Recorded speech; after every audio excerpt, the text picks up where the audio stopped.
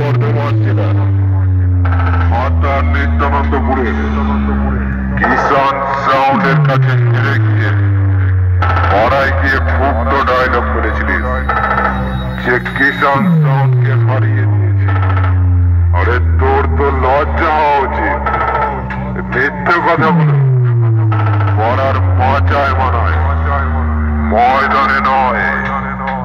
আজ তোকে এমন ভাবে হারাবো, এই হার জেতার ব্যাপারটা তোকে ভালো করে বুঝিয়ে দেবো।